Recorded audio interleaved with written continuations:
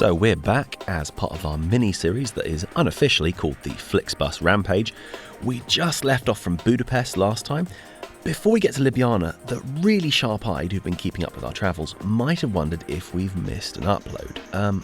Let me unpack.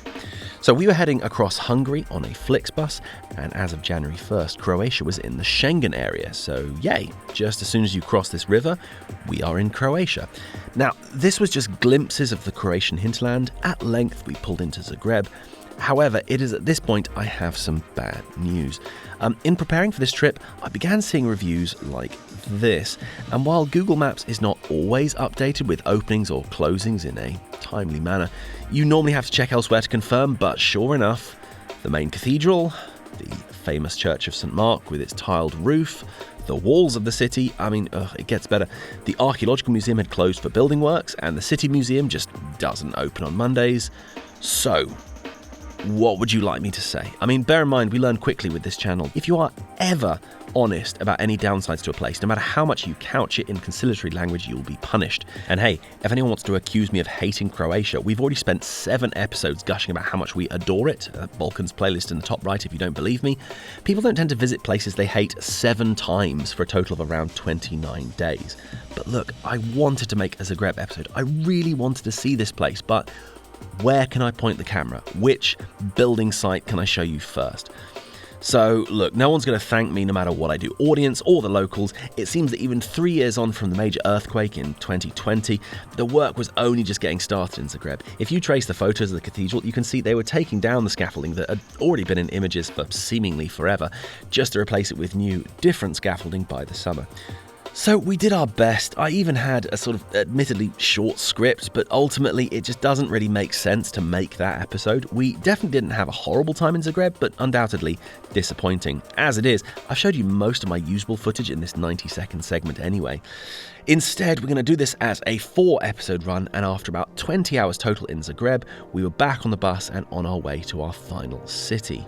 Now, despite the central area of Zagreb being quite small, it seemed to take forever to get clear of the metro area.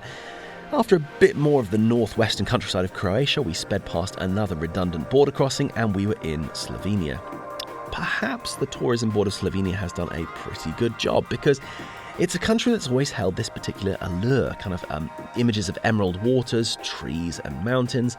This was actually a second time in the country. We had just got a day in Koper on the Slovenian-Istrian coast.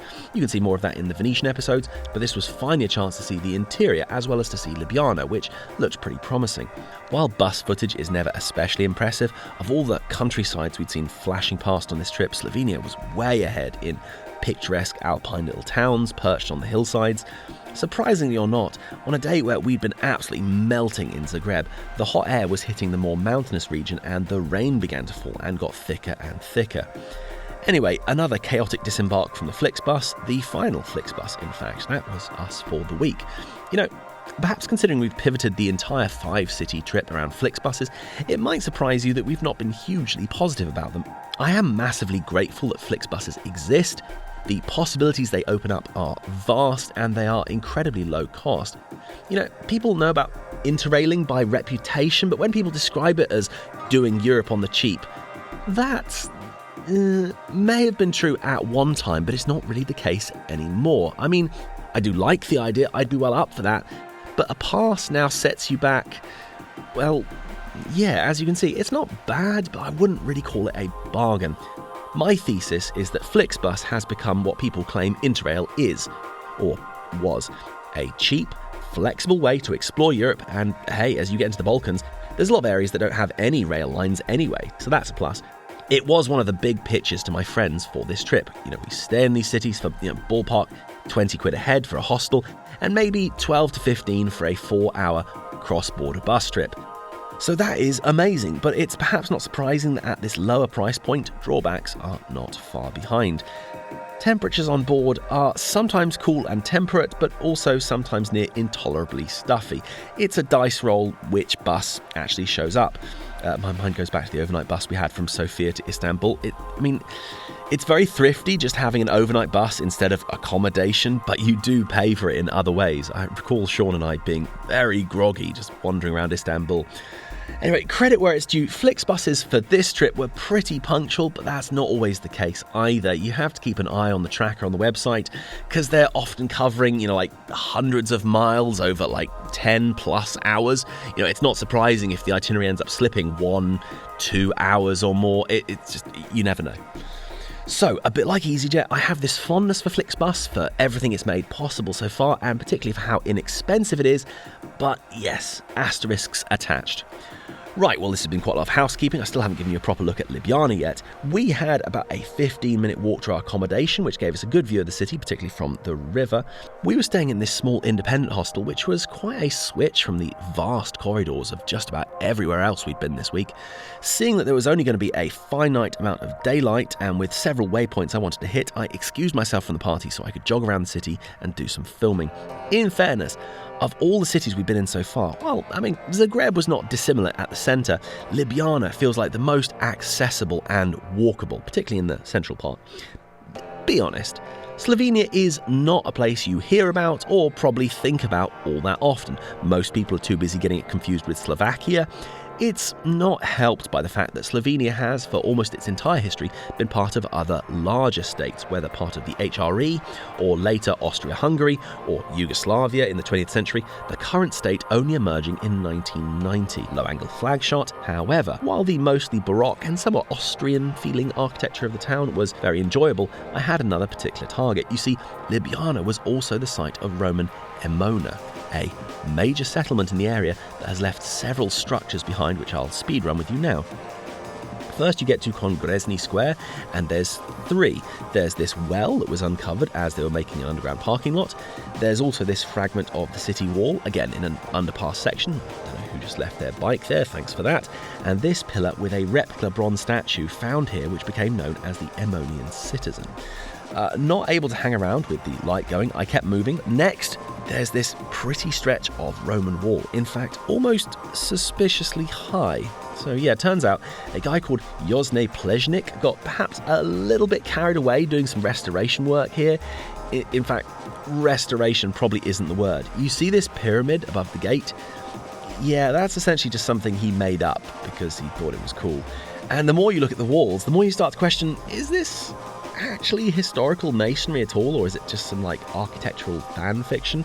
See also this bathhouse, which just doesn't seem quite right. And yeah, Jose was embellishing these with chunks of buildings just found nearby. Look, I'm all up for people being enthusiastic about history. Can't think of anywhere a project like this would get greenlit nowadays. Anyway, with neither the light or the opening times of the sites on my side, got a quick look at the Roman house site. There are these remains of a terraced Roman house built in the 1st century AD.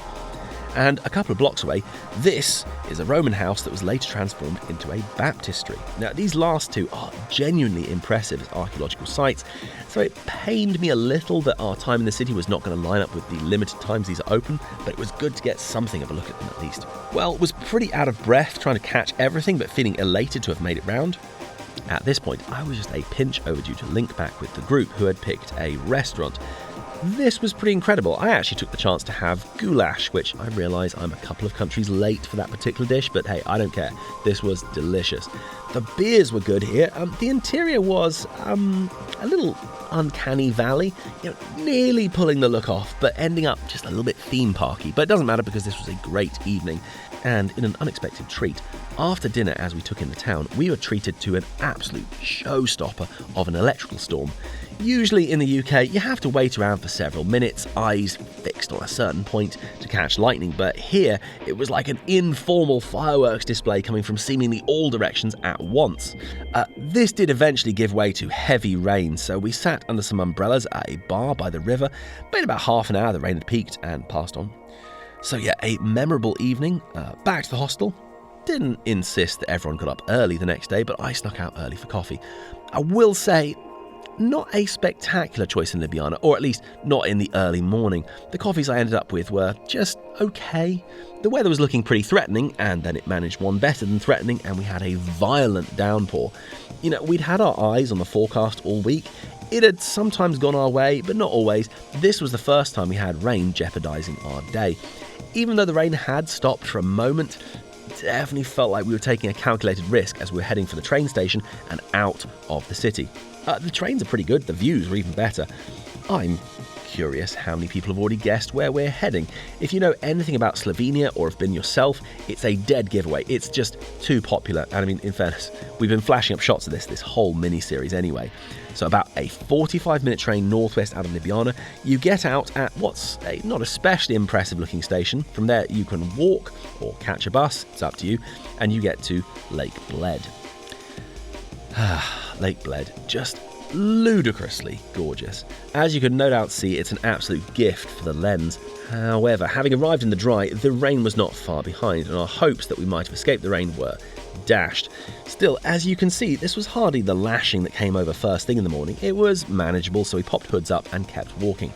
The lake is not small, but it's also circumnavigable. In fact, with best foot forward, a full lap is less than 90 minutes on foot, only about 6 kilometres all round. And while the clouds and rain wouldn't have been my first choice, it still looked gorgeous with the moody conditions. The rain had stopped, then started again in earnest, then slackened off again, and after stopping off at a convenient corner shop partway around for snacks, things were starting to look up. Sean, ever impatient for a wild swim, decided there was no time like the present and managed an impressive distance while the rest of us just kept walking around with his items in hand.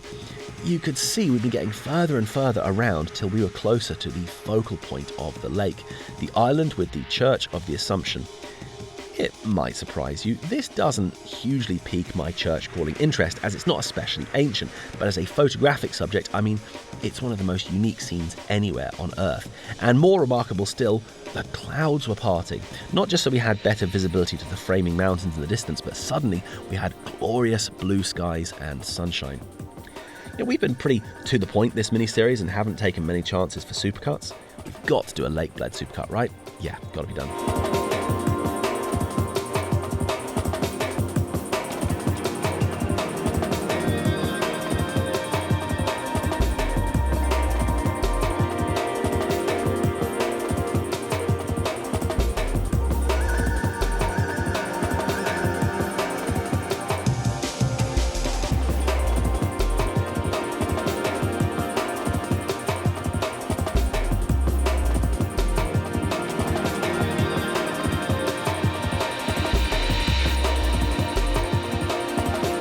Just to say, the music you're hearing in the background of these episodes is ours. We create all the music for these episodes, and you can find it on bandcamp.com.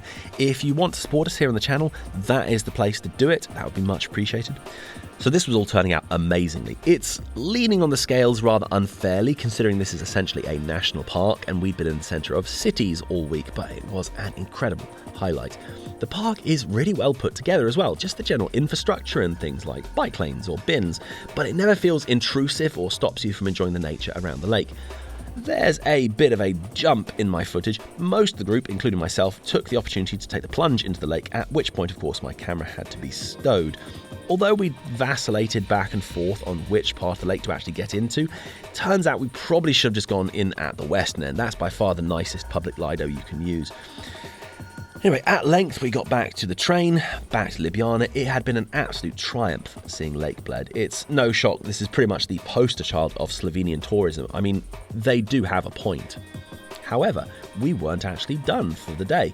Having got back and a quick turnaround at the hostel, we headed back out to see the castle. Now, the rise above the river is pretty severe. There is a cable car up there, and I strongly advise you take it. It does also grant you a great panorama on your way up. As the artwork at the top shows, this natural fortress just above a major river was irresistible to any and all cultures who lived here, going way back into prehistory. The actual architecture that stands here now dates from about the 14 to 1600s. I've got to be honest, it's been scrubbed just a little bit too clean to really get enthused about. I mean, it's very beautiful, but it just doesn't have quite as much of a historic feel as a castle that's showing its age a bit more. I mean, I guess the outer walls sort of do. The huge glass in the windows somewhat detracts. Anyway, it was really great to see, and really good views over the city too. I think we need a Ljubljana supercut here.